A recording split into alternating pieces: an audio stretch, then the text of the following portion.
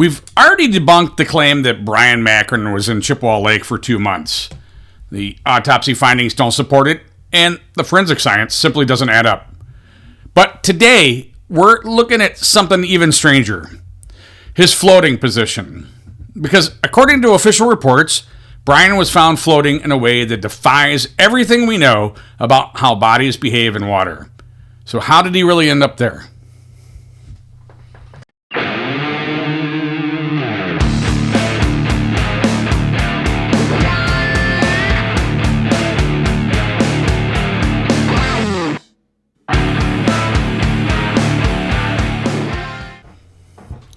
Now, we've been talking about the Roundtable, and now it's happening.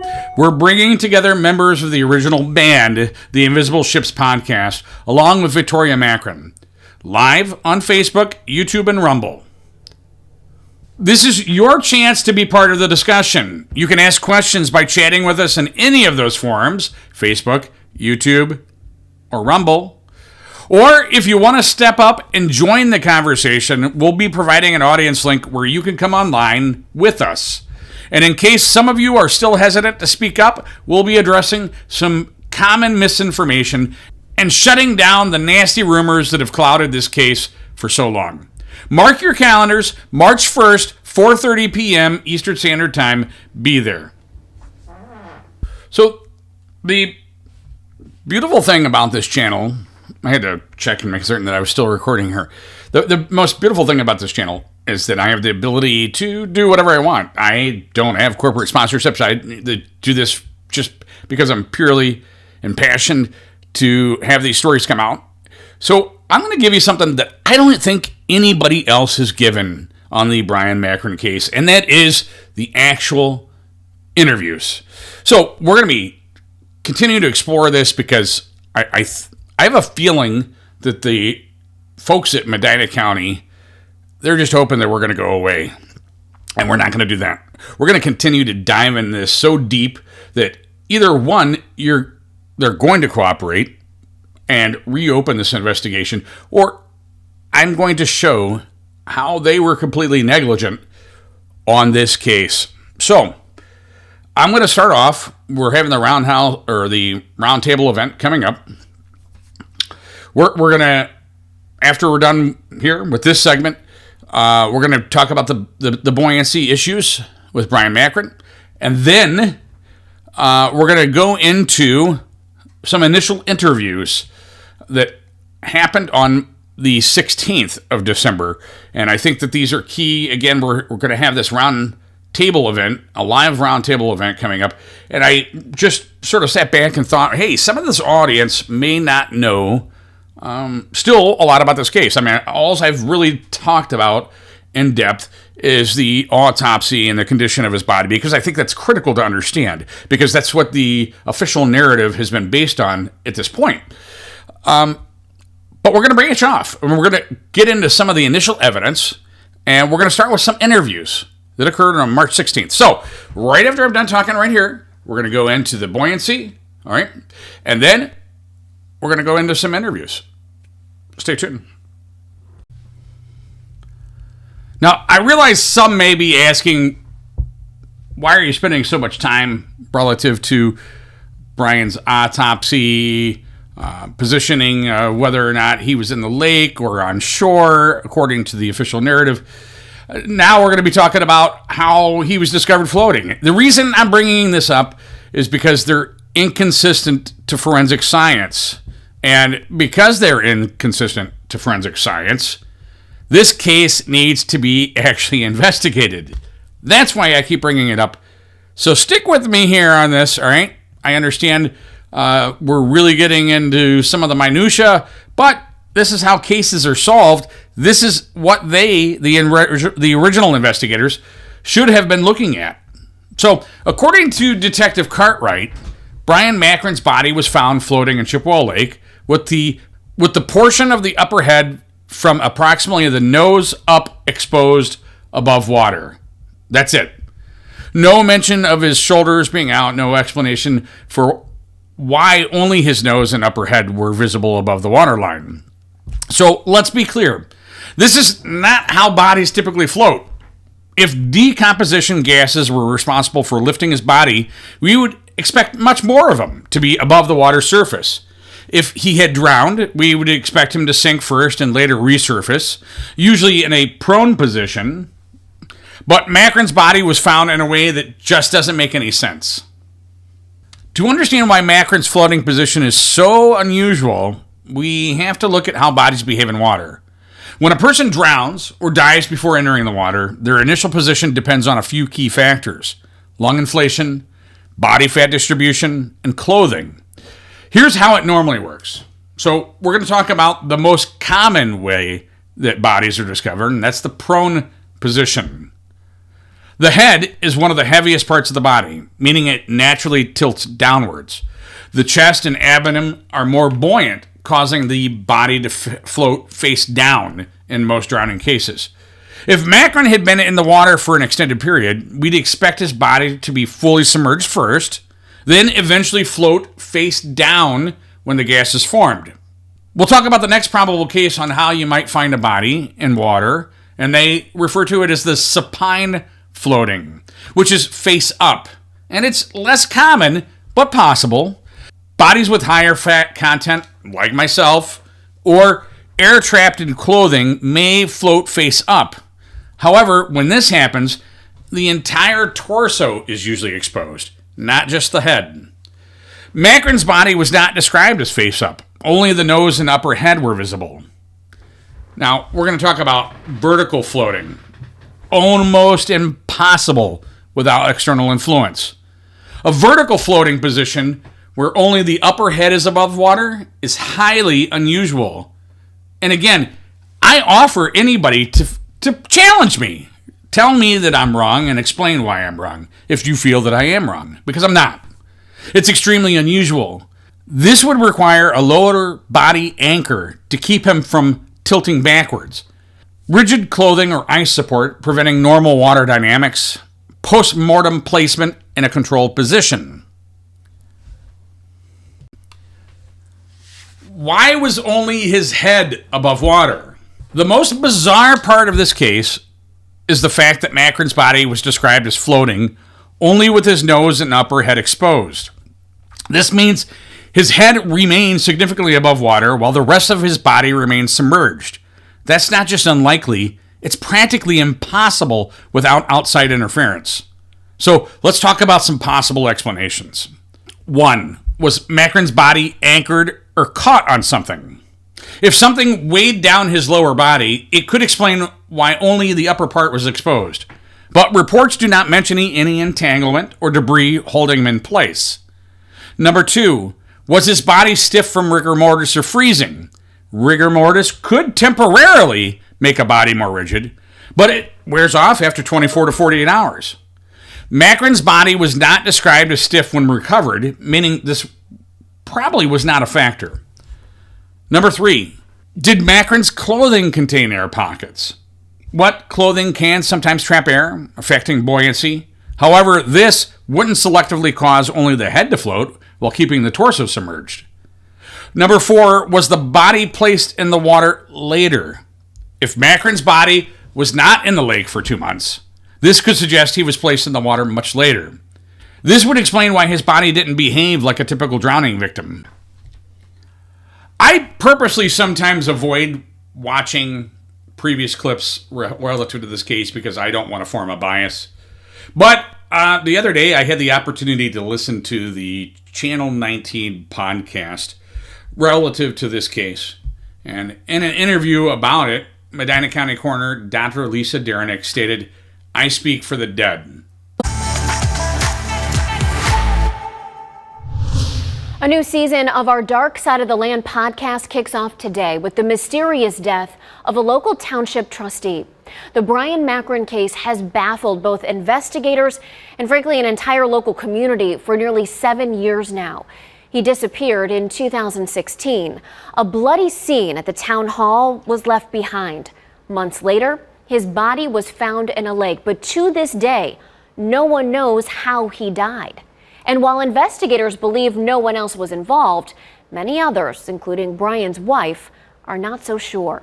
Here's a clip of the podcast. I'm the coroner. I speak for the dead. I am their representative. And I can only tell the story from what they give me. The clues they leave, and usually that's on the body. And Mr. Macron left us no clues. But if she truly speaks for the dead, then we have to ask, why hasn't she spoken for Bryon Macron? Dr. Deranek did not personally oversee Macron's autopsy. Instead, it was conducted by Cuyahoga County Medical Examiner's Office. Now, this might be standard practice for certain cases, but let's be real. This was a high-profile, mysterious death of a public official. The coroner should have been directly involved. She should have been there. Macron suffered 6 stab wounds.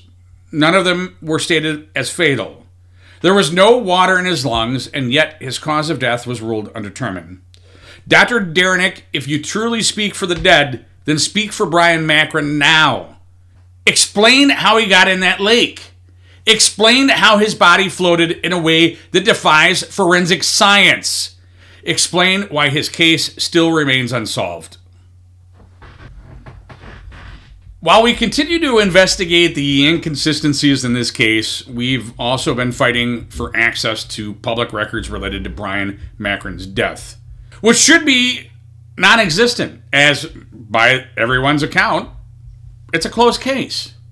A formal public records complaint has been filed against the Medina County Prosecutor's Office after they failed to respond to multiple requests for case records, evidence logs, and official reports.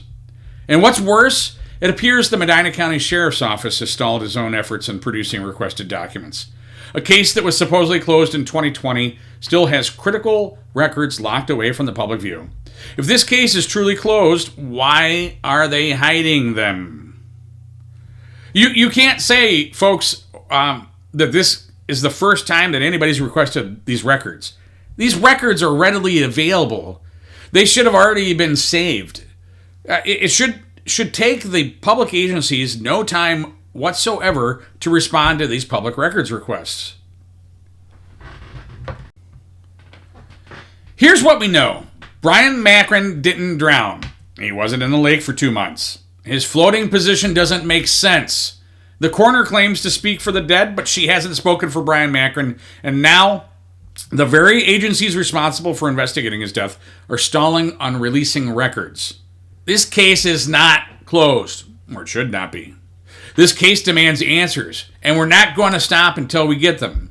We need to keep the pressure on, keep asking questions, keep demanding accountability. Someone out there knows what happened to Bryon Macron, and it's time they've come forward.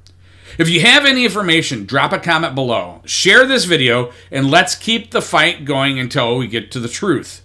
Please make sure you look at the description in the video. There's all sorts of ways to contact me, and a lot of people have been contacting me, and I cannot thank you enough for contacting me, because there's nothing more than I want to do than bring closure for the Macron family. There's links below. You can use SpeakPipe, which is a way that you can leave me a voice recorded digital message, and you can choose not to leave any information. It doesn't track your IP. You can leave me a voicemail using SpeakPipe. You can send me a message using Signal, which is encrypted. Nobody would ever know that you're sending me this. And you could obviously good old-fashioned email, leave comments below. There's a plethora of ways that you can contact me, and I implore those to continue to contact me relative to this. I think it's on everybody's mind, and I think that I think Sheriff Grice needs to understand that there's a lot of people in his community that do not trust the Sheriff's Department relative to this investigation. And it is somewhat of a shame. As I've stated, I have worked with Sheriff Grice previously. I've known him to be honorable in the past. I'm hoping that that's the way he still is. I'm hoping that he will release these records in a timely fashion so that they can be reviewed by an outside person. Okay, so this is the first interview with Lynda Bauer, and again, this is the day of. It's an audio recording. It's not the best quality. and that's not a personal jab. That's just the technology of 2016, and a lot of times what law enforcement was using back then. I thought this was video recorded. However, that must be subsequent interviews that I'm thinking about. But the software that I'm using here, it's called Otter. It's an AI technology software. I was hoping to clean up the audio, and Otter also digitally transcribes. So I'm going to be playing the transcription. Again, this is what AI Otter thinks that these people are saying, but this is the original audio with the AI transcribed Otter. And just looking to see if I can tell from my phone what time Mike called me this morning. Did you go in the building this morning? I did not on purpose. You and Bryon were friends, weren't you? Yep. We're all friends. Well, Look at this. This was us last night. I was making fun of him. And he was posing pictures. Look what I did with the one of him and Adam. And I sent it to him and Mike and Adam. I mean, he was in a great mood last night. He was in a great mood.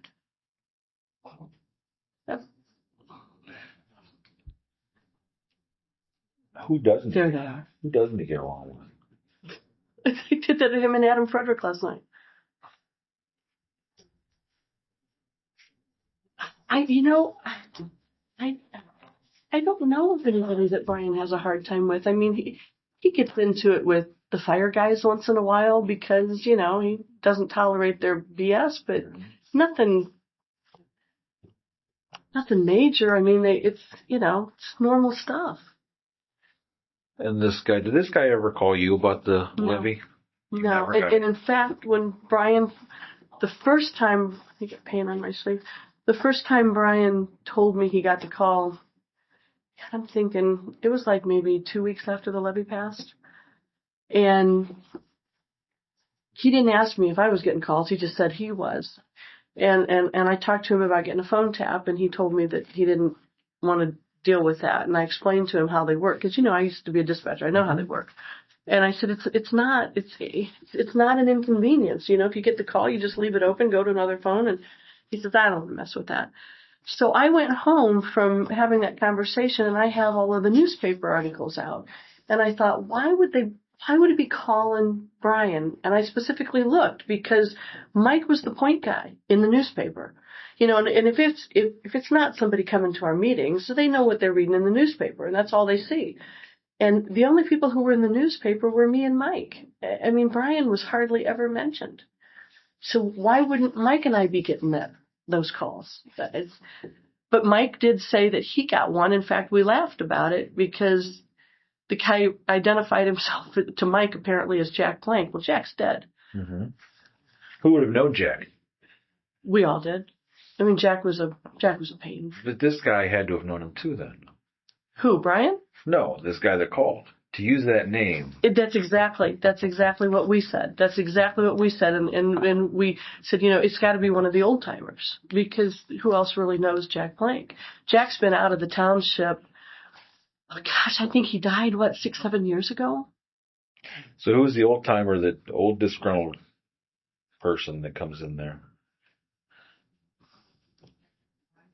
We have our people who are a pain in our butt. Dave Hollish, Susan Heisek. Susan who? Heisek, H-E-I-S. But she would never. Why? She's just a little old woman who's cranky. And I'm her target.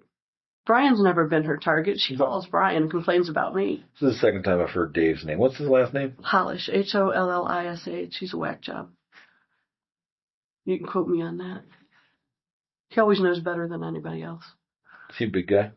Really big guy. Yeah. But I don't think he's a strong guy. I think Bryon could take him pretty easily. I really do. Yeah, well, I understand that, but anybody's strong if you don't see it coming.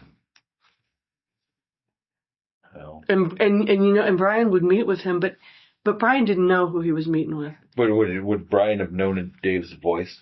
I would think so. Even if he disguised it, I would think so. Dave's got a pretty distinct voice. Does he? And we hear it enough. How old is Dave? I have no idea. I think he's probably maybe my age, mid-50s. Lives on Carlton Road. Carlton. Yeah. And I will get time over on any of those days when I can do it. So just let me know what time you want to be. Okay, great, thanks. Can you find me information on David Hollish? She live on Carlton Road. Carlton Road. Dave Hollish, Carlton Road. Yeah, spell that. Hollish. Yeah, let me know. Jim told me there was an angry Facebook page. I'm not. I don't think I'm aware of that. I mean, I know that there was. Who? Jody Hellman. Don't know that name. Who told you that, Mike or? No, Jim. Jim said there was something. They were looking at something on a Facebook page. I overheard the call. Yeah. I don't know that name. You don't know Jody? Is it a guy or a girl? I don't know the name. I don't know the name. Yeah, I was told by. I'm surprised. I don't know if Mike and Bryon knew about an angry Facebook page. I'm surprised. I don't know. That's all. Yeah. There was a guy down in Hunter's Run who made some comments, but I wouldn't say they were angry. He was asking questions and he got answers and he shut up. You don't know who that was? No, but they're still up.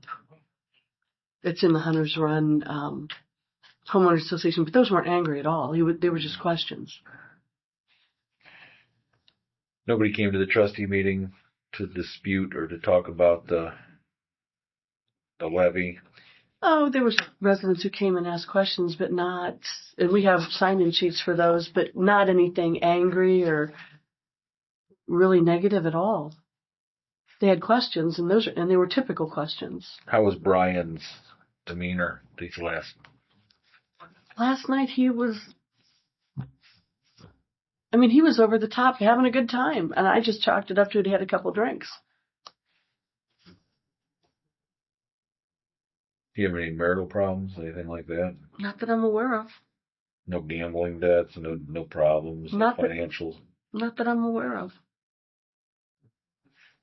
And I specifically asked him a couple of weeks ago because he's been traveling a lot, which is unusual. Well, now I know why. He's switched suppliers or something like that in his job. And I specifically asked him. I says, Bryon, everything okay? Or, all right. And I don't know exactly what I asked him. I said, is work going okay? Is everything all right? He says, yeah. He says, you know how it is. He says, it's my busy time of year, because he just wasn't around. Which is not normal. Yeah, I heard he disappeared for a while. You're a fiscal officer. Mm-hmm. She's an elderly lady, is that correct? Yeah, and I got to go see her. I got to tell her. Right now, she just thinks that... Well, we really don't know what's going on. Well, I told her that it looks like somebody had done some damage to the front of the admin building. I told her not to come in. I said the sheriff's deputies are out there processing the scene. They're taking fingerprints and photographs, and you know how slow they are. So I'll call you. Because she'll have a meltdown. She good friends with them, or do you think it's just just the whole they thing? pick at each other, but it's fun picking. I mean, Bryon's always accusing her of smoking weed, jokingly. No, I understand. I do that too. Yeah, it just, he gets her goat sometimes. He's made her cry a couple of times, and I've told him, you got to stop that. Shirley doesn't get your sense of humor. You got to stop. It just seems like it should be more to this, or something missing. Maybe there's not. Maybe it's this basic. This doesn't make sense. Bryon specifically told Mike and I last night that Jim was as soon as he said, got another one of those calls. He's got another one of those calls, nasty calls, and I don't even know how it came up. I think it just came out.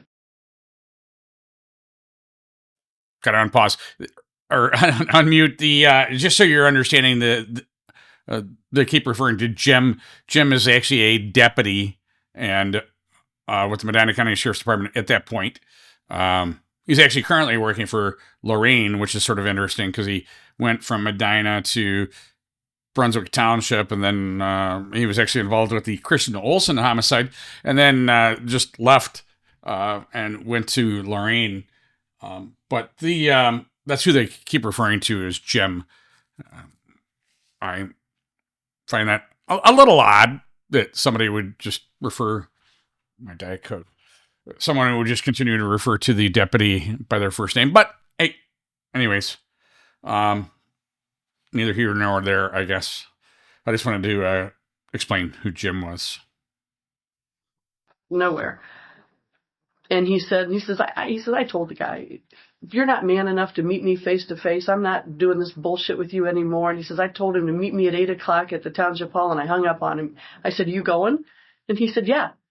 And I said, and you called the sheriff's department, right? And he goes like, and he was sitting across from me. That's how I got this picture. And he said, I'm not stupid. I called Jim. Jim's going to be there. So then this morning when I get down there, see, I'm assuming that call happened yesterday. This morning when I get down there, he told Kim and Rick about this the day before. I know Bryon. If Bryon says, 8:00 in the morning, be there to hang up, he doesn't say 8:00 in the morning on Friday. Would you? Doesn't seem normal. And why would he lie to us? That's what I want to know. He lied to Rick. He lied to Kim. He lied to me. He lied to Mike. And we're tight. We are a close group of elected officials and our employees. We're, we eat lunch together. We hang out together. We shoot the breeze together. We get along. That's why I'm wondering, I do know Jim Sanford, and if you want Jim to be somewhere at 8:00 in the morning, Jim will be there at 7:45. Jim would have talked him out of it. Yeah. Jim would have talked him out of it. Yeah, absolutely. And Rick had a plan with him. They removed the 550 out, and Jim was going to go full. That's what I heard Rick say this morning. He was going to put the sheriff's car in there. Everybody knew the plan except Jim. And, it doesn't make sense. But Bryon's smart. Bryon's really, really smart. He's not going to walk into something like that. He just, I hate the things that I'm thinking, but they're the same things you're thinking. Oh, we all know where we're at. No drag marks in there. Bryon's a big guy. Bryon can fight. I've seen him arm wrestle. Bryon's a strong guy.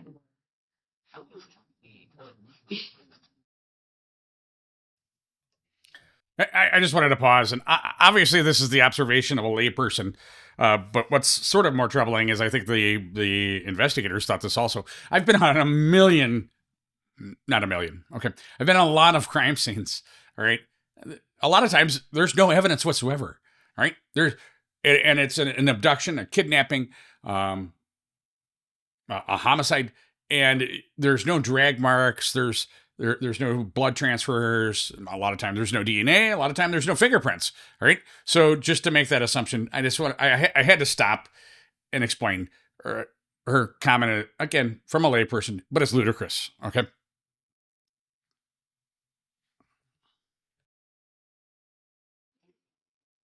If somebody took him out of there, there'd be drag marks. He's not light.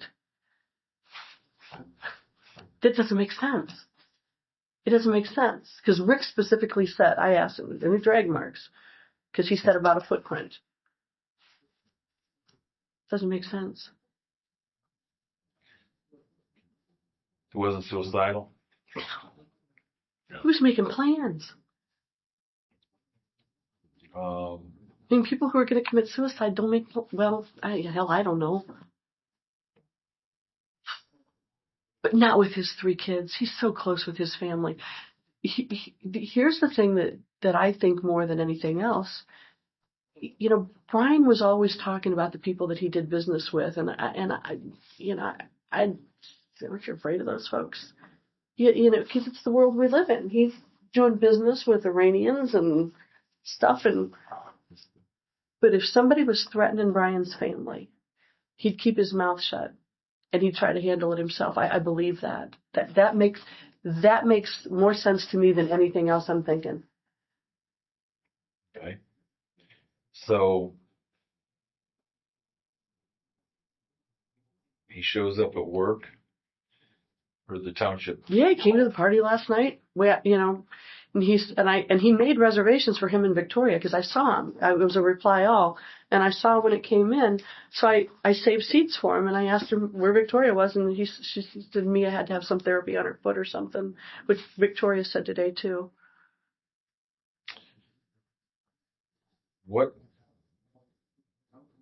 the big question that I think if I knew the answer, it would probably help a lot, was why he would say that he's going to contact Jim Sanford and then not do it. I can't get past that either. And him and Jim are friends. They're friends.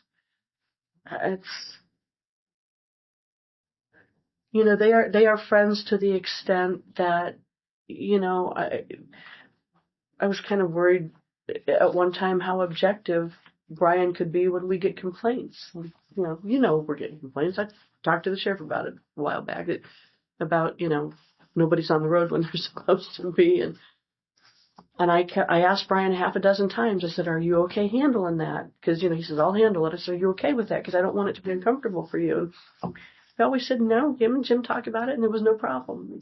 I mean, they're friends. Well, Jim's a good cop, and Jim will get things straightened out. That's why it's surprising. Jim has the same questions. Neither one of us were standing in front of.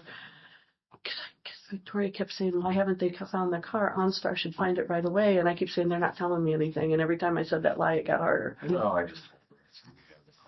it's all going to come out. There's no reason to lie to her about it. Well, but I didn't want to tell her. I understand. I just wanted to relieve you that I did tell her. And the sheriff had called me, and he was talking to me, and she's there, and I'm walking outside. And I wasn't going to tell her where we found it because I don't need her going down there. But it's not there anymore. Yeah, but it's been located, and that doesn't make sense. That doesn't make sense. If I can hear through the phones. I hear what's being said when they call Jim. And if blood was on the door, the driver's door, and on the driver's side, Bryon was driving it. That makes sense. Or whoever was injured was driving it. That makes sense.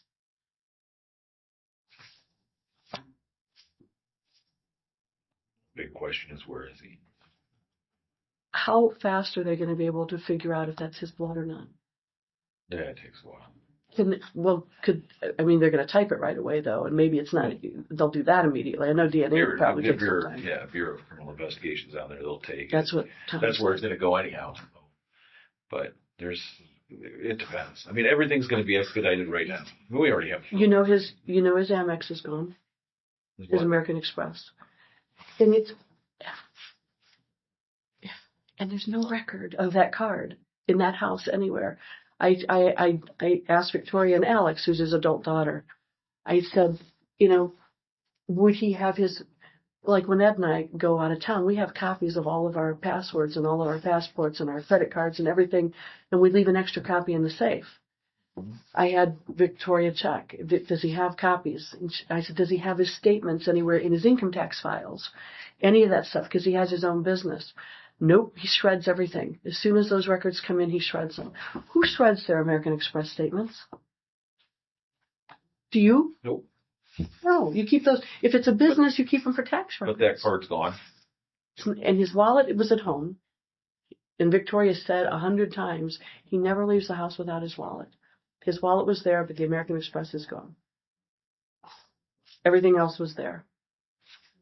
And I asked Alex to go into his laptop and to see if he had auto-filled his credit card anywhere where he was buying anything or anything like that. She tried all of his passwords, and she was able to get me the last 4 numbers. That was all she could get me, and the expiration date. And that's usually how it is in autofill. But somebody can get that out. Mm-hmm. Absolutely. I just can't. I have no idea. I can't think of where he would go. I can't think of where he would, because I don't. Mike and Bryon. All right. Well, I'm trying to think of, we've got 2 vacant houses on the farm. He knows they're there. He knows the fire department uses them for fire practice. I'm going to go down and look. You think he would go there? I don't know. I know he knows they're vacant. I don't know. I don't know what he'd do. None of this makes sense to me. We'll go down and look. I'm sorry? I'll go down and look.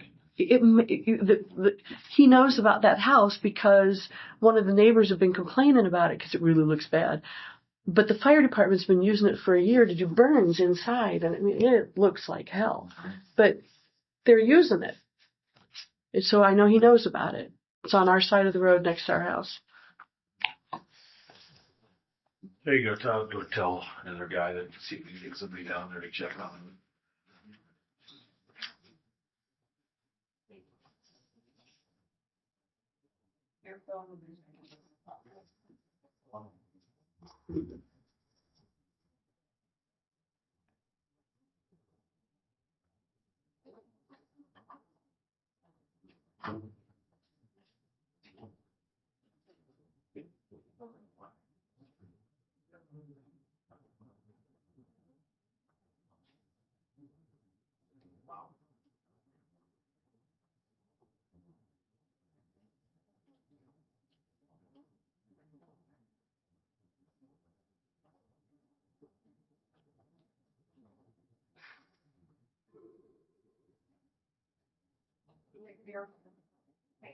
She's right. Dave, she's right here. Okay, thank you. Bye-bye.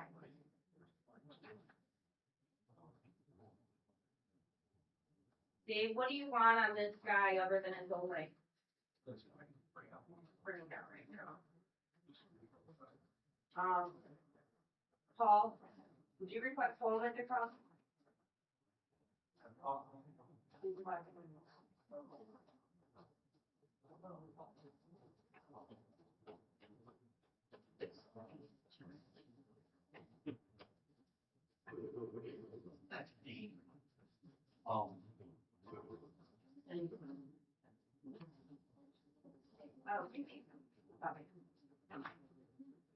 Maggie and Dean are on their way back here. Oh my God. They're supposed to be going to check his properties. He knows that they're here. Look what just came up on my Facebook feed. What is it? Our Christmas party last year.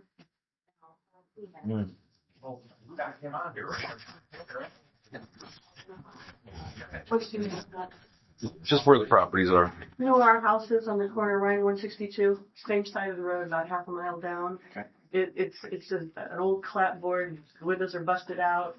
You can get in through the back. Okay. The fire department's been using it for burn practice for about a year. I have no idea what it looks like inside, but be careful. Thanks. My fire chief is calling. What can I tell people? I'm not returning any of these calls. Well, I think the obvious thing and what's already out now is that we are investigating a suspicious circumstances missing person, and that's what I would just tell them. You know, the sheriff's office is. Tom called me and said he's going to do a press release, so hopefully he does that.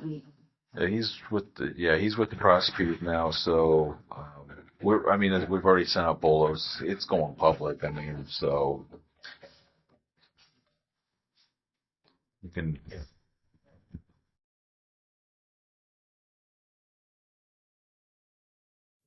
All right, that was the again first day interview with Lynda Bowers, and let's go on now.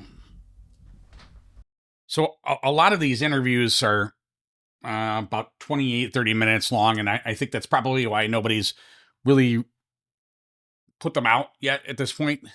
And that's the beautiful thing about YouTube. If you don't want to listen to the interview, you can skip back and forth, pause, whatever, go back and dissect it even further. This is going to be Rick Evans, and I probably should have put this in order. Rick Evans was actually the first person on scene. This is the maintenance worker for the Lafayette Township administration at that point. I don't know. I can't remember if he's still in that capacity or not, but this is going to be his interview. And again, I probably should have put this in the other order. He should have been first. Then we'll wrap things up with Mike Costello, who's another ex-township trustee. You'll talk about Rick, talk about him and how, originally, we'll talk about it once we get there. But according to this theory, And I think Costello is the only person that says it.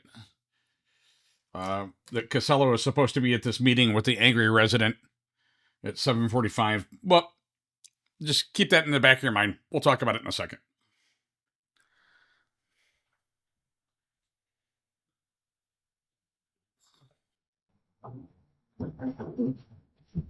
Hey Rick, how you doing? Good. See, I'm Dave Priest. I'm with the sheriff's office.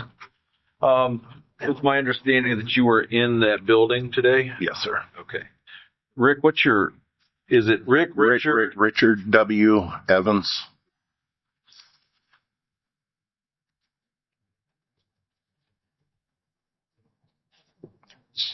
Six 6676 Wedgewood, right? You work for the township? Yes, sir.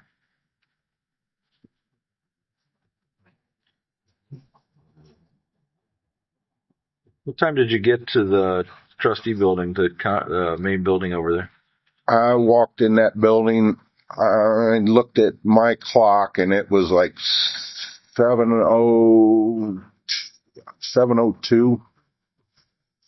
I always stop down here at the end, and I get the mail and the paper faithfully every morning to take down to Kimmy down there, put it on her desk. And I check her mouse traps faithfully every morning. So is that when you got here, or is that when you got into that? That's when I walked into that building.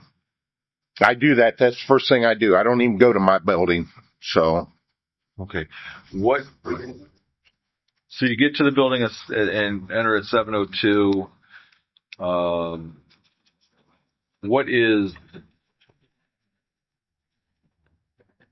What happens after that? Get out of my pickup, and when I pull in, I park crossways, and my door's facing that door. I get out, I looked in there, and it's like, what the fuck about that light on? It's like, it don't add up.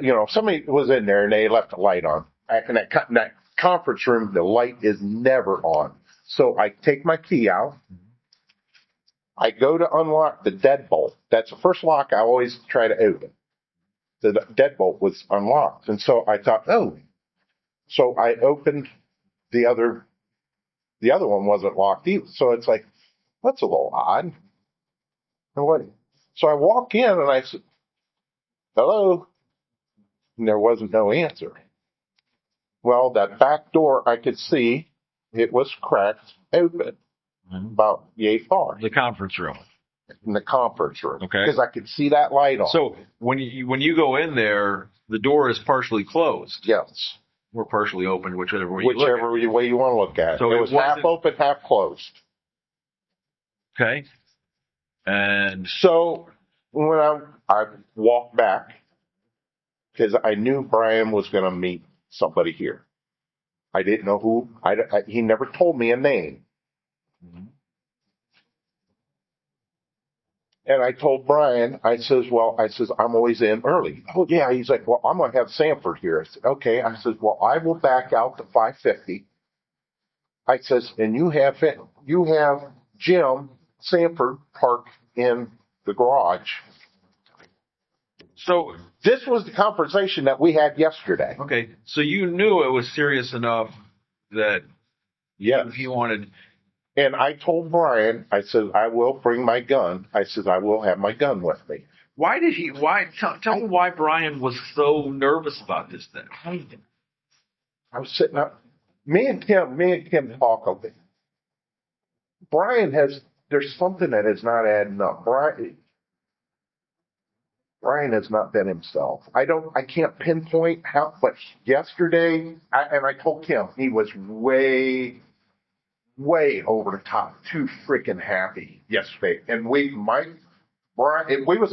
all of us was in my service building. And we was decorating the trailer for the Santa sleigh. And I don't know. But I told Bryon yesterday, I said, Bryon, I'll bring my gun. I said, I'll be here. And I says, and you just tell me, I says, obviously this guy's freaking serious. He's like, well, I said, Bryon, somebody's not going to threaten to kill you. I says, somebody may threaten me at one time, but to have something to keep continuing, I said, don't you think it's a little serious? And then when I said something to Jim this morning, Brian, and Jim's like, what are you talking about? That's the reason I called Jim, right? I called the sheriff's office. I called Jim. I said, you got to put me through to Jim Sanford. And because it's like, okay, where's Jim at? So you called Jim was the first phone call you made? No, I called Kim first. And I said, Kim, what's going on? She's like, what do you mean? I said, where's Brian? She's like, what do you mean? I said, I don't know. I said, there's something not right. Because when I opened that, well, I didn't open the door. I kind of, when I walked in, I could see that blood on the floor. So here was my next. Did you walk into the conference room? No. Okay. So what happened? But after I seen that, and I kind of peeked around the corner. I didn't even open the door. I just kind of looked like around the corner.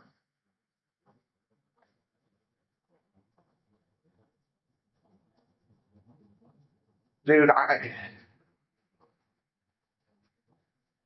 thought this silly fucker off himself. That's what I think. No. That's what I thought. You know, this because the way the chair, that chair, I seen his glasses. I knew it was Brian because I seen his glasses.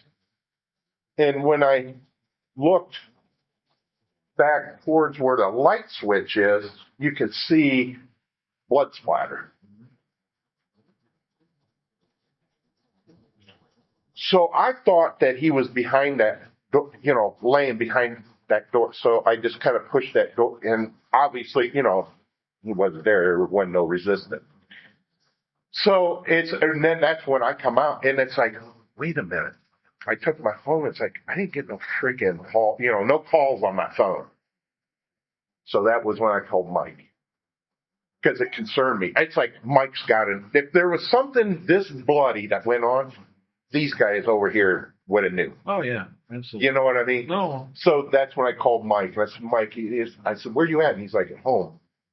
I said, just get your ass down. I said, hurry. I said, I don't care how you fucking get here. Just get here in a hurry. So that Mike was my next call. So, you know, and I called, and when Mike got here, I said, well, Sanford's on his way, because when I called Jim, he was heading south on Lake Road. He didn't say where he was at, but I told Jim, I said, right away, Jim thought I was messing with him. I said, no, Jim. I says, you know what? I says, I'm not messing with you. I said, you got to get here. And I said, hurry up. Now,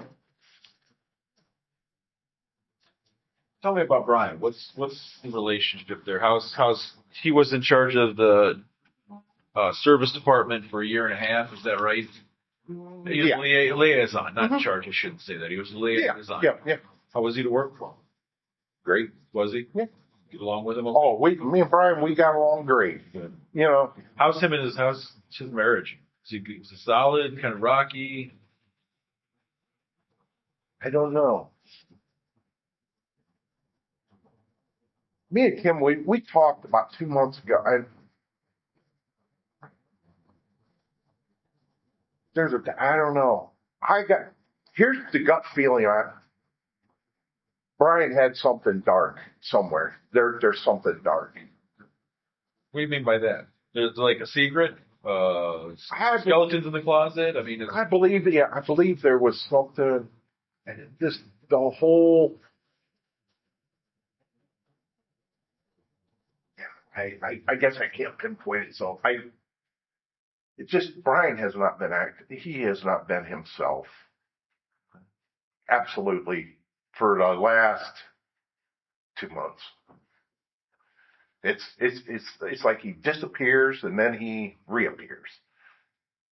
I found it a little odd, and that he didn't come to the Christmas party. And I even asked, I said, Brian, I said, come on. I said, no, I got shit to do.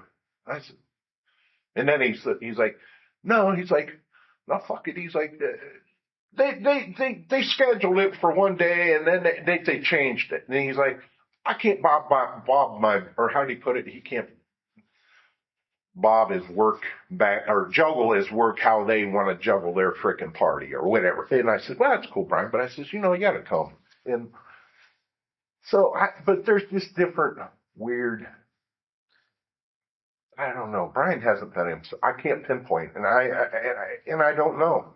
I honestly don't. I was just sitting out there and telling Kim, I says, I don't know why he would do, if he knew, because he knew I had his back. Mm-hmm. If you said that you was going to kill me, there ain't no freaking way. Even if I had a gun, I would definitely be prepared. But these threats are coming from the fire station levy.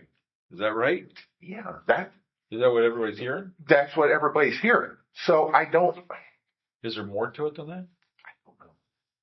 I mean, I would like to venture to say yes, because as I was just sitting there, I told Kim, I said, that don't make, shit ain't adding up. Mhm. It don't add up for some reason. and the only reason I'm wondering is, I don't think there's any ever justification for killing somebody or to beating up somebody or For a fire levy. for a fire levy. No. I don't get that. No. But it seems like it could be a little deeper than this. I believe, but I don't know where to go look for it. Okay, you don't know anything. I mean, you're at the trustee meetings. Was there people that were agitated that you know of that you went, oh wow, kind of agitated about this? No. Everybody's in here that's pretty cordial about everything, and Kim sits there right where you're sitting, and generally I'm sitting over here, and I sit back in the back, so I see pretty much everybody, and I kind of try to watch everybody's body. I don't know. I try to watch body language.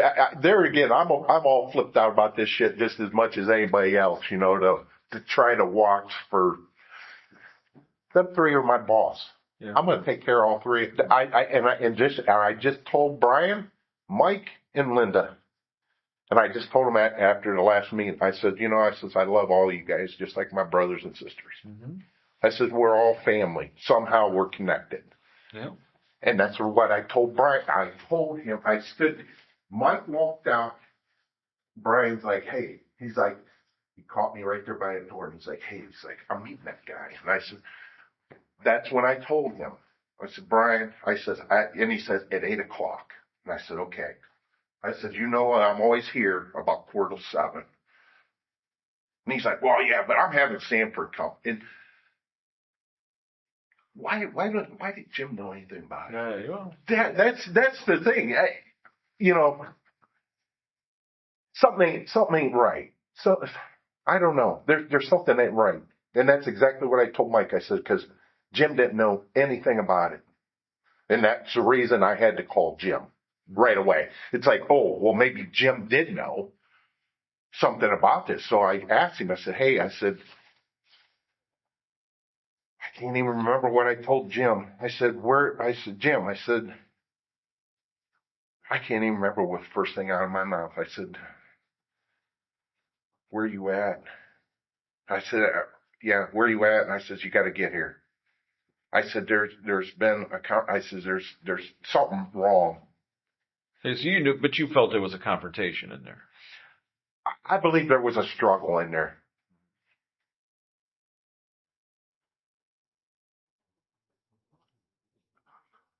Is that what you thought when you came in? Number one, I'm not no detective. Mm-hmm. But when I turned around and I walked back out, the blood spots on that tile floor, I cleaned that frickin' building, so I know. Okay. Them were not Bryon's boots. Them are not a pair of shoes that Bryon would wear. Why? What would Bryon wear? He's always wearing like sneakers. He's always got like a pair of tennis shoes or a pair of dress shoes. Either one. And Bryon would go out, and even when he was out, he would be out here pissing around in the snow with me or plowing snow or whatever. He never wore boots. So that was an indication there was somebody different in that building. Okay. And I told Mike, I said,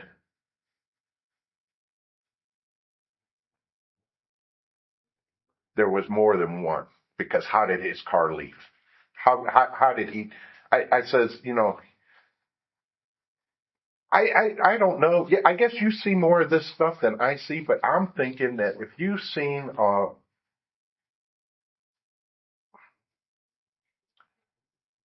pieces of flesh like that, I don't know. I've never seen I've never seen a shooting like that, so I don't know. But you see parts. I know Bryon is not going to physically walk out of there, get in his car, and drive away. Okay. I don't think. I don't know.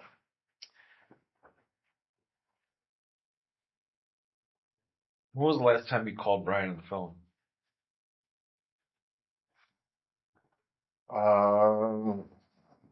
Let me grab my phone. I'll tell you. Tell you right when I call.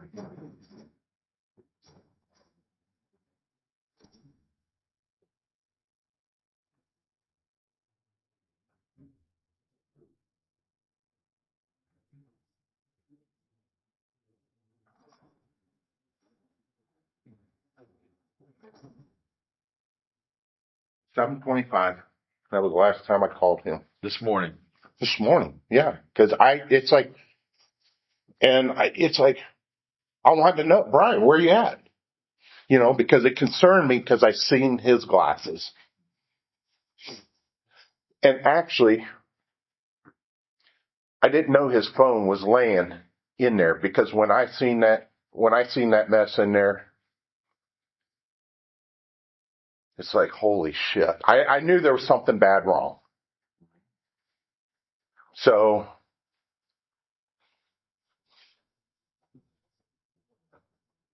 I come outside and I tried calling him and it went to voicemail. So then that's when it concerned, and then let me see whether I called Mike or I can't remember if I called Mike or Bryon first.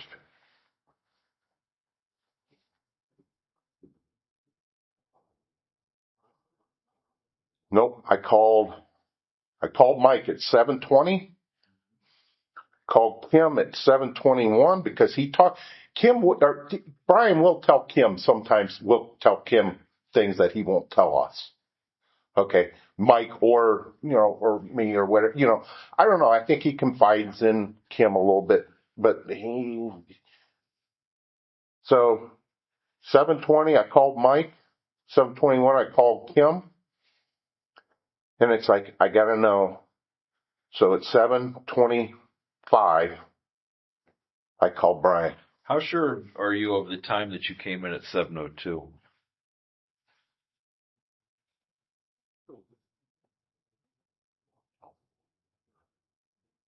Well, when I come in, when I walked through that door, here's what I looked at my clock, or in that pickup, when I pulled up, when I was coming up the road there before I stopped and got the mail. Mm-hmm. And it was, I can't really say whether it was 7:02 or 7:12. It was 7 something. And when I stopped, and that's the first thing I always do is I stop at that mailbox and I get the mail. How long were you in the building before you called? Oh shit! No, I wasn't in there very long. That's beginning of. Hang on. Okay, it must have been 7:12 because Kim was the first freaking phone call at 7:19. Mike at 7:20. Kim at 7:21. And then Bryon at 7:25. And when I walked in there, I wasn't sure what to make of what was on the floor. I thought it was, well, obviously you can't, when you're looking through that, you were looking through that window, mm-hmm. And that door wasn't locked, and I opened that door up. And then that's when I yelled, hello? And I seen back there, like I say, the door was open, part way. It was just like a half closed. So I could see, but as I got back here closer, and I looked around the corner of that door, I could see that chair that was tipped over with Bryon. And I know that was Bryan's coat because I seen him wearing it yesterday. Gotcha. Nobody you can really think of that you would suspect of hurting him? No. Nobody at all? No. Bryon was pretty much... Bryon never... I don't know. I just, there's something deeper. And I'm not sure how to, because Bryon has not been Bryon lately for the last 2-3 months. Bryon, I'm telling, I don't know why, but it just feels that he has not been the same. He's been, and he keeps telling me, and they kept telling me about these threats, and I kept telling him, who is it? And he's like, I don't know. I said, Bryon, if somebody's threatening you, you got to have a phone number, or there's got to be a phone number, right? Or wouldn't you think? Or it's hard to say. We'll see. I don't know. So, what's Bryan's phone number?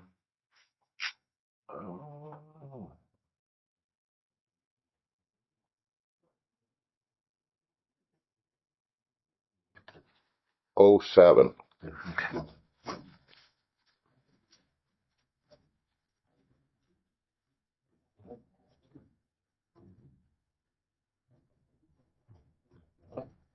Anything else you can think of that would help me out? No, but if there is, I'll call you, because dude, that fucks me up to walk in there and see. And that was my first I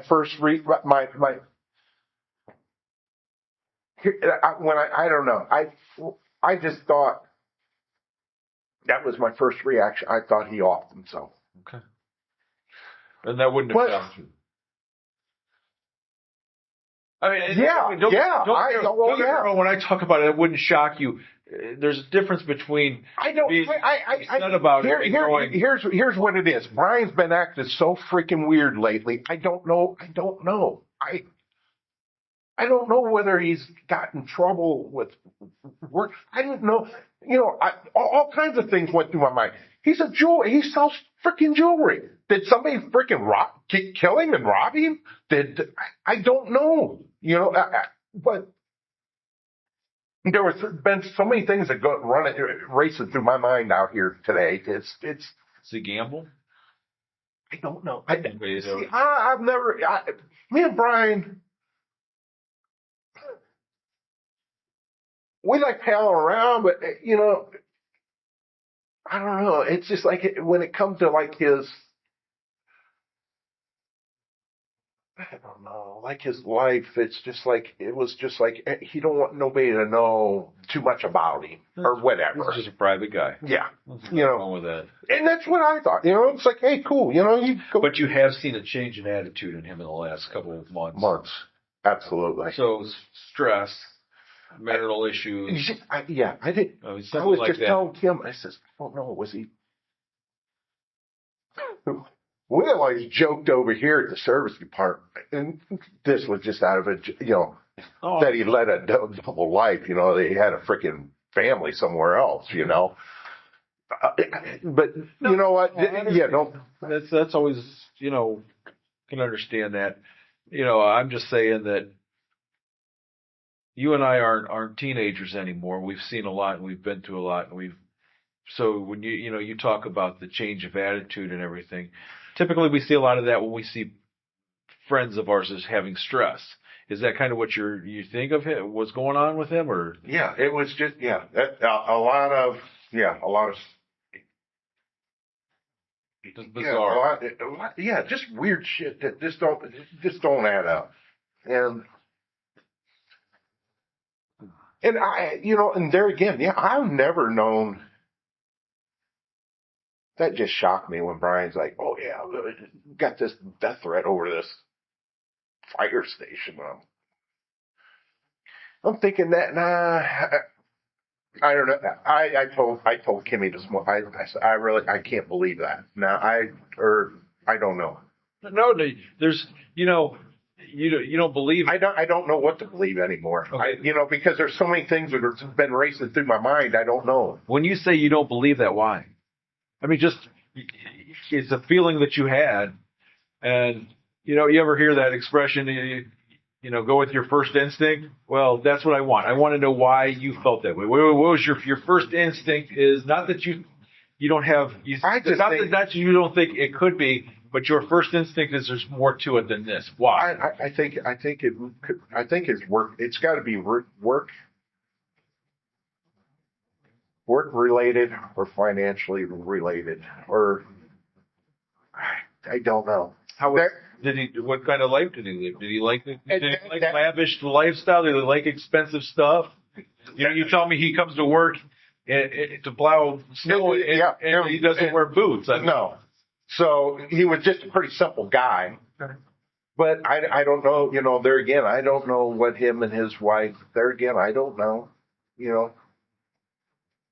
All right. I will. Who else is in the vehicle? Is that Kim in the vehicle? Yeah. Okay. And Kim is the clerk? No, she is she's the assistant. She's the secretary now. Okay. And how did she get here? How is she in the back of the vehicle? I mean, she drove down. Would she usually come to work every day, or? Yeah. Okay, so she just. Can I? What? No. I told her. I told her not to come. Okay. And I told her that there's some issues, and she's like, "Well, I'm coming." I said, "No, Kim." I said, "Don't." But she never was in the building this morning? No, it was just me and Mike, and then as soon as Jim Sanford got here, we walked in. As far as I went, as soon as Jim Sanford got here, me and Mike, we went in through the front door, and there's that glass window on the right-hand side. That's as far as we went. So everybody kind of took their, done their own little thing, and then we come back out, and we're sitting in my truck, and then so.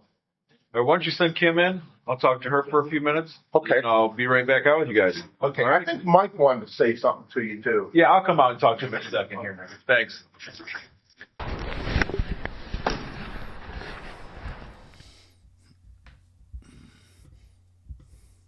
All right, sort of odd. I just realized that apparently he's doing the interview right on the crime scene. I don't know exactly where they are in the building, but that's a little odd, but not ideal to have people in your crime scene. But anyways, let's continue on with Mike Costello. He'll be the final interview. I know that we're probably going over time quite a bit here, but I think it's important that everybody has the opportunity to listen to these first initial interviews. All right, so we're going to conclude. This is the interview with Michael Costello, who was one of the ex-trustees at the time. He was called by Rick Evans, the maintenance guy. So I believe Mike Costello was the second person on scene at the Lafayette Township Hall Administration Building. I'm going to let this roll through. No outro because we're going to be over on time. So make certain you mark your calendars for March 1st. March 1st, folks.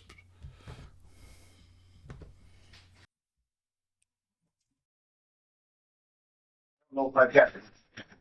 I need Rick's key for this. I get her key.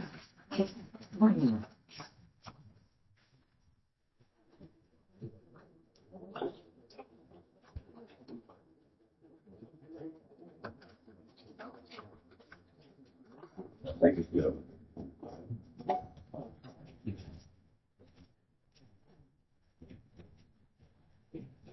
They'll have a. You want to what's that? Go into a room. We can go into we're not to do it. We got to go around. Well, let's just do it in here. All right. Let's talk. We'll desk over here. All right.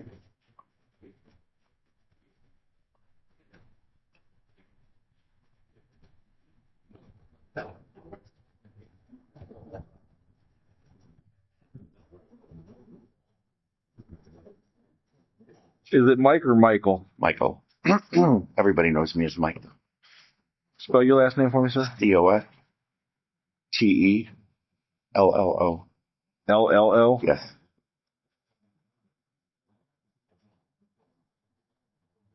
You're a trustee. I am.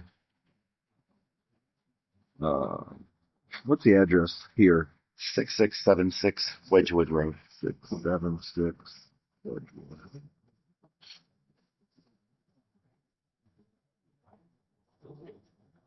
What time did you get to the...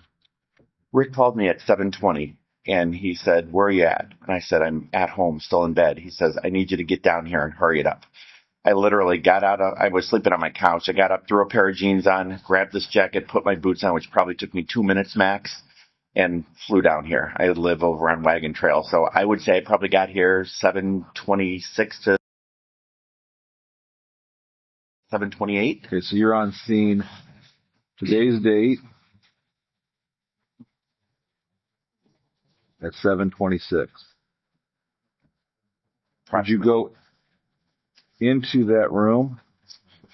I don't remember. I don't think my feet went into the conference room. I entered the building. I pulled up and I had no idea. Rick has only called me one time before and said, "I need you to get up here right away." So I come in. His pickup truck is out next to where my car is. He says, "Come here, I got to show you something." So we go in the building. He goes, "Mike, it's bad in here." And walk down the hallway. He goes, "Look at all the blood down there."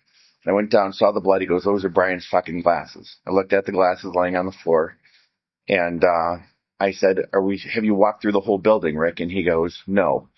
I pulled my gun out. We looked in the garage. I wanted to make sure there wasn't anybody in there. I came out of the garage. I walked back down the hallway into the hallway that goes back to our offices. I opened up the first bathroom door. Nobody there. Looked in where our office is and where Kim sits, the zoning inspector. Nobody in there. I went into the fiscal officer's office. Then I stuck my head into the records room. Then we came back out. And the room that all the blood was in, the majority of the blood, what room is that? We call that the conference room. What's this, the conference room? Did you go into the conference room? I don't think I did. Okay. How long do you think you were in that building? 2 minutes. Not long. Just to make sure that there was nobody in there, and then we got out. So if you went in there 7:26, 7:30, 7:30. Yeah, 7:30 at the latest. I would say 4 minutes at the latest. I might have gotten here a couple minutes after 7:26. But Rick was here before you? Correct. And Bryon is a trustee here? Yes. Okay, and so Bryon has an issue, or we've been dealing with a resident that's had an issue. Is that what I'm understanding? Okay, what's going on with that? So it's essentially over the fire department, but our secretary just told me in the car, she said, "This was supposed to be you." And I said, "What do you mean?" And she said, "Every time that guy calls Bryon," because I'm on the fire department here too. She says, "Every time that guy calls Bryon, he says, 'You're a fireman. You fucking know better. You shouldn't have done this to the township.'" So what is he upset about? The passing of the fire station levy to build a new fire station. And do we know who this guy is? No. Every time I got one phone call on election night, I can't say if it was this guy or not. Some very irate guy called me. It was definitely after midnight. I think it was around 1:30 or so. Okay, it was November. Correct. Do you have your phone with you? Yeah. What phone number did he use? It was restricted. I know it was restricted, and I don't know if my call log goes back that far. Okay, if it does, tell me what time he called you on election night. All right.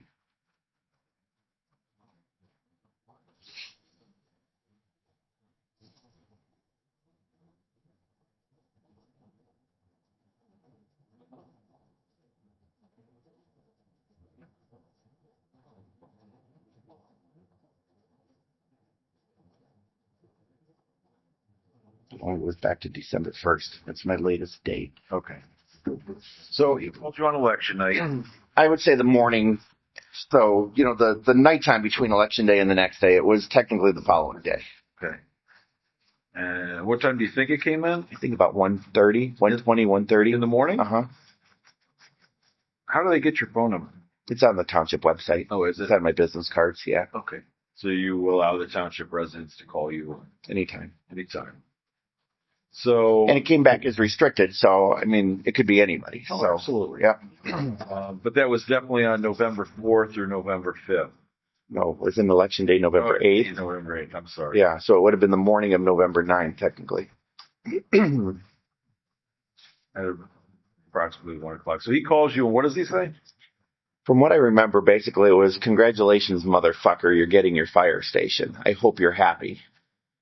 And I said, it's not my fire station, it's the community's fire station, and they voted for it. And he said, well, it was your shady shit, and, you guys getting kickbacks and doing this thing all wrong, and the taxpayers didn't want it. They voted it down in August, and you guys pushed, and now you're finally getting it. He said, and you're getting your fucking bedrooms, too. I guess you want to make this a full-time fire department. And I said, no, not at all. I said, in the future, I'd like to see staffing 24 hours a day, but I don't envision it going to be full-time right now for a number of years. And he said, well, I don't know who the hell you think you are, and you should know better. And so, if you're not going to make it a full-time fire department, but you're going to staff it 24 hours a day with 2 different shifts, I don't understand why the fuckers working at night can't stay up all night like I have to do at my job. So he did say he stayed up all night at his job? No, well, what he basically said was stay up for the whole shift. So, if you're working a 10 or a 12-hour shift, nobody gets to sleep at their jobs. Okay. So he didn't say he slept all night. He just said that, or he said to stay up all night. He said he can't sleep at his job, basically, was the takeaway, I guess, yeah. Ever hear this voice before? Does he come to trustee meetings? No. Nobody you recognized at all? No. Have you had anybody at trustee meetings that has voiced their displeasure with this? Sure. Do you know who they are?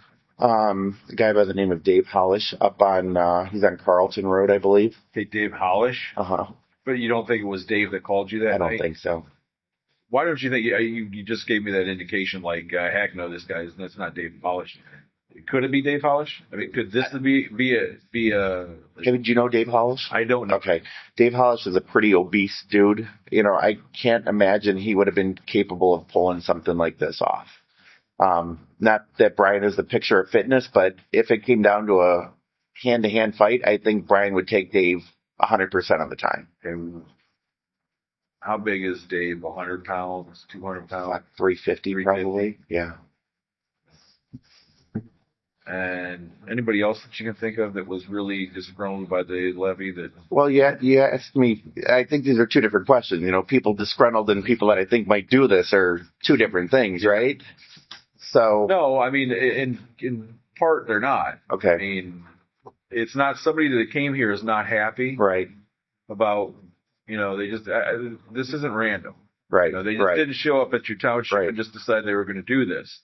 This is somebody that's more than likely a community member that's upset about something. So no, they're hand in hand. Okay. Questions are hand in hand. All right. When I'm looking for, if I ask you about Dave, and do you think he would do that? Well, I know I know guys that go to trustee meetings that are disgruntled that I'll go, no, that was not him. Right. I mean, it wasn't. Right. I'm trying to gauge where every aspect of this, does this mean that it was hand to hand in there? No, absolutely not. Right. We don't know what happened there.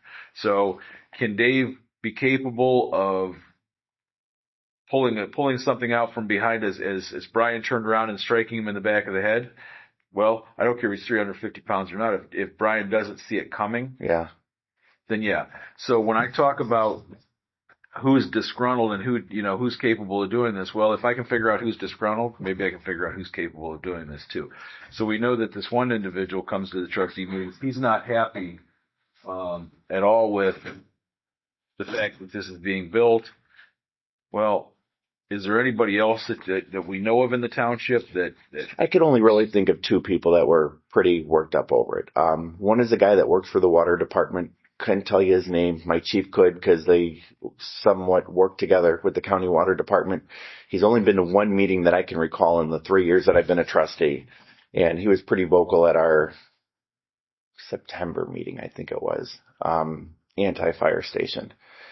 And, basically he was saying, we don't need showers. We don't need bedrooms. He doesn't have a shower at work. And I said, what about tracking blood or other things into somebody's house? And he says, I track shit into people's houses and they don't care. If they really need you, they're not going to care what you're bringing into their house. Older guy. Does he live in Chippewa or does he live in, where does he live? I think he lives in the township. Lives in the township? Yeah. But you don't know his name? I don't. No. And it's kind of funny because the meeting that he came to and really mouthed off at, our chief was not there. I haven't seen him at any other meeting, and the chief thinks he came because he knew the chief was on vacation that particular week. And all we know is he works for the county water department. Right, yeah. And then there's one other gentleman, Lynda Bowers would know his name. He's down on Ballish, and he came to the meeting and said he won't vote for any fire levy until we put hydrants down Ballish Road, that this fire department is incapable of saving any barns in the township. And, these trustees have to put fire hydrants through this entire township, and that's what we need rather than a fire station. Okay, so those are the only three people that you know of, and you don't remember his name either. But Lynda would probably know who that is. Yes. So you get the call on the 8th, and then... Well, I'm sorry, let me back up on that phone call. When he called, he told me it was Jack from Egypt Road. I think he said Egypt Road. I've got the address written down in my house. I'm pretty sure I still saved the paper. I think it's still on my nightstand. Okay. And I said, hi, Jack from, it might have been Lance. It was Lance or Egypt. And I said, hi, Jack from whatever. And then he went into what I told you. So later on in the call, I asked him, I said, Jack, can I get your last name? And he told me blank. And that name resonated because I've heard that name several times before, but I can't put a face to the name. And then near the end of the call, I said, he started getting pretty belligerent and pretty foul-mouthed. And I said, Jack, I'm not going to listen to this anymore. I said, it's, after 1 o'clock in the morning, if you can't talk civil, I'm not going to listen. I said, you're welcome to call the secretary and schedule an appointment. My cell phone number. You're welcome to call me and schedule an appointment. I'll be happy to meet you at the town hall. We can discuss this. And he goes, fuck you. And I said, can I just ask you one more question? He goes, what's that? I said, what's your physical address? What are the numbers on the house? And he gave me the address. And the next morning I called Lynda, and then it struck me who it was. He's been dead for like 10, 12 years. So I called Lynda and I said, guess who called me last night? And she said, who's that? And I said, Jack Blank. And she says, haha, aren't you funny? And I said, I'm serious. And I said, and this is the address he gave me. And she goes, I think that was his actual address. So who's living there now? She thought it might be one of his sons, but it was one phone call to me and I didn't even call you guys about it. I wasn't that concerned about it. But you have the address at home? I'm pretty sure I have it written on my nightstand. Yeah, probably going to need that. Be important. I'd like to go out there and just see who's living there now. Okay. And see what that's about. Anybody else that you can think of? And so Not Bryon really. called you at 7:20 this morning. No, Bryon didn't call me. Rick called me. Rick service. Yeah. Service, that's right. I'm sorry. Sometimes I'm getting names jumbled. Rick calls you from service at 7:20, needs you down here. So Rick, obviously, You want to see that call? Yeah.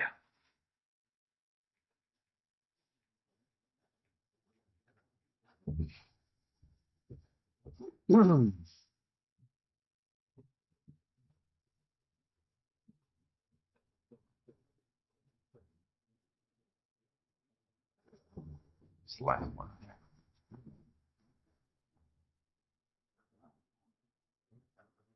So Rick Evans calls you at 7:20 in the morning.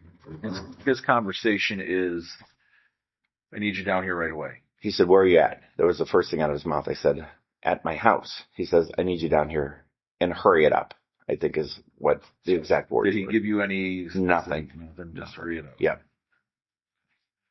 How long has Rick been an employee here? I've been a trustee. I think he came on in August of 14. Any issues with him at all? None. None? Been a phenomenal service guy. You get along with Bryon okay? Yeah. Bryon pretty easy to get along with? No. Okay. I mean, Bryon's do you know Bryon? Had you ever met him prior? I don't know Bryon. Okay. I've met Bryon. Okay. He's a pretty joking, easygoing guy until you piss him off, and then he's not a guy I'd want to cross. Rick and him ever cross paths? Not that I can think of. And Bryon's been the liaison to service. I I think Lynda's the liaison now. But I think Bryon had service for like a year and a half when Rick was here. No problems. And why did Rick call you? You probably have to ask him that. I don't know. I mean, probably because he didn't want to call Lynda. Probably because he thought I'd get down here quicker. I'm not sure. I'm just speculating. I can't tell you for sure. That's all I'm asking you. Yeah. I'm asking, I just wondered maybe you guys were good friends or, he just thought you could get down here quicker, huh? That's just pure speculation on my part. I don't know,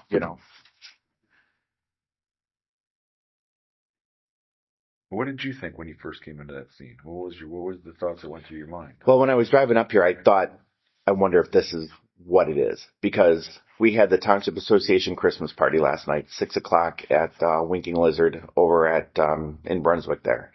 So most of the trustees of the county were there. All the county commissioners were there. New prosecutor was there. Lots of the current assistant prosecutors were there. Kim says she's told me on Wednesday that Bryon was meeting with this guy today. I don't recall her telling me that when I was down in the office signing some paperwork. But Bryon told me at dinner last night, and I said, are you wearing your gun? And he said, yes. And I said, okay. And he said, if you could come down at about 10 to 8, that would be great, and just hang out in the office. And I said, okay. What time was he supposed to meet him? 8:00? 8:00. And you think Bryon had his gun on him at that point? All I can go by is he told me last night he was going to wear it. Where does Bryon usually wear his gun? I have no idea. I've never seen it. So you don't know if it's a... I don't know if I know sometimes he carries it like in a big planner, kind of. If you would, that's got handles, a soft-sided planner. If he's carrying it on him, I have no idea where he wears it. Okay.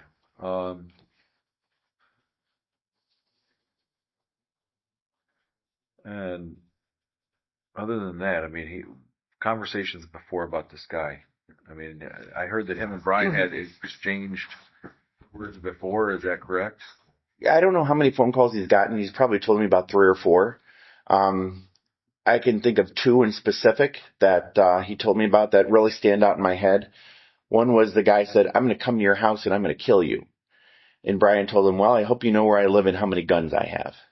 Okay. And that's really all he told me. And he was kind of, laughing that off. And then another time this guy called him, his wife was in the car and she caught part of the conversation that scared her enough. And that's when he told me he called and had the extra patrols put on his house. And that was with Sanford? I think so. Him and Sanford got along pretty well, right? Yeah. Was Sanford... I wonder why he didn't call Sanford to come down. I don't know, because he told Lynda and Kim he did call Sanford. You think he did? I have no idea. Would he be the one that, you kind of made it sound like he won't back down from a confrontation. Is that correct? That's how you feel about him? Yeah. Yeah. And could it be that he didn't want to? Would you be shocked if it came down to that this guy was kind of come down and they were going to have it out and he didn't want anybody around when it happened? No, I don't think that. No. Okay. I think, he's going to do what he has to do, but I don't think he's going to know something bad is probably going to go down and not try to have somebody else there. Yeah, he wanted you there, right? He wanted you to be there at 10 till 8. Yeah. Were you guys typically in at 8:00 in the morning, or is this something? We're trustees. This is a part-time job, we're. That's why I said it's kind of sporadic. There's no real. No. There is no schedule. We have no required office hours or anything. Literally, we'll get an email or the text from the clerk and say, hey, I have 15 checks. Can you guys come in the next few days and sign them? And, because we all have full-time jobs and we come in whenever we come in, and sometimes another trustee may be here and sometimes I'm just in signing checks for an hour and I leave.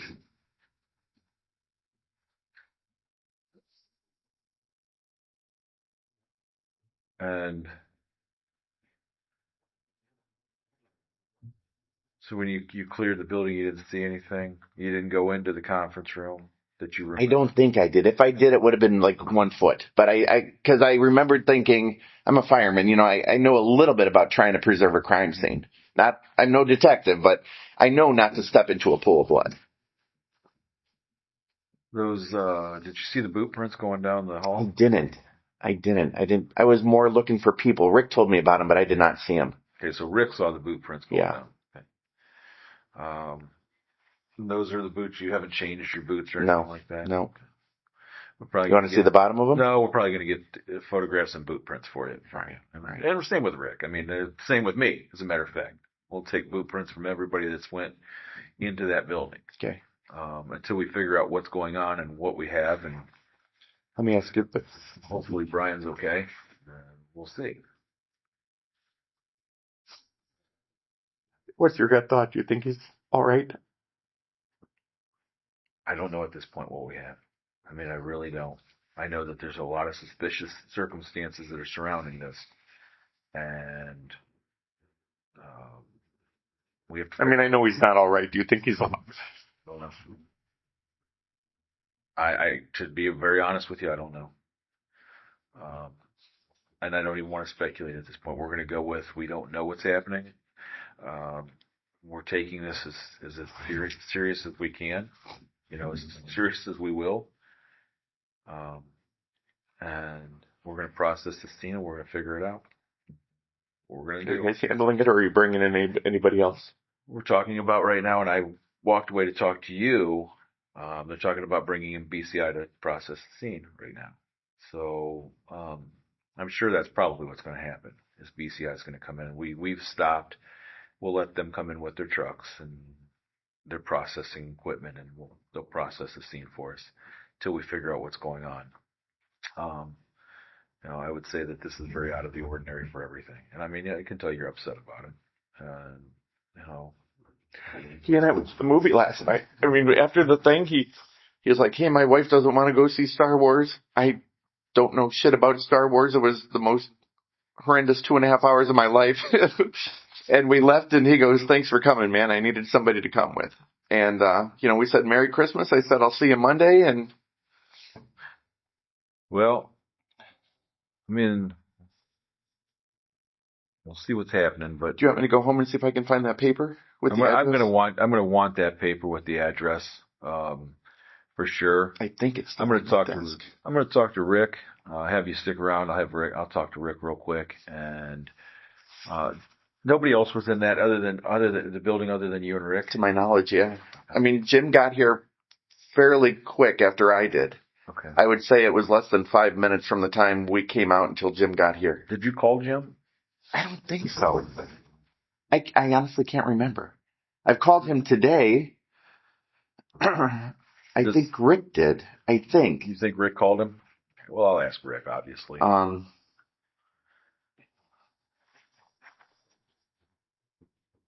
Yeah, it looks like the first time I called him today was at 8:20, so I couldn't have called him. Okay. So, Jennifer comes down here quite often, though, I'm assuming. I haven't seen him around here a lot lately, not like I used to. I mean, I see Kohler down here a lot more.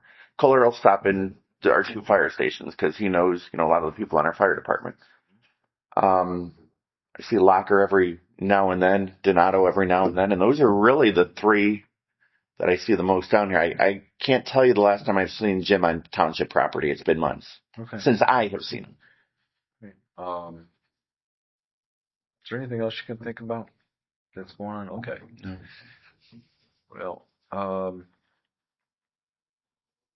you obviously know how to contact us at the sheriff's office. So, do you have a card? I don't know your name. Yeah, it's in my car, and I'll get it to you. I'm gonna have you go out to the trial. I'm gonna talk to Rick real quick and get the times that he was in there. Like I said, before you go, I'm probably either gonna see if I can set up a place that I can take the prints from your boots, just so I can eliminate them from what we found in there. And I'll have Rick. I don't think there's any. I really don't think I stepped in the room. They look pretty. That looks pretty clean. Yeah, it's hard to say. Yeah. All right. Am I done? I would really appreciate it. I think I've got some cards on you. I'll get you a business card here in a second. Thank you. Sure. My phone number's right there on it. Perfect. All right, I'll ask Rick to come in. Thank you.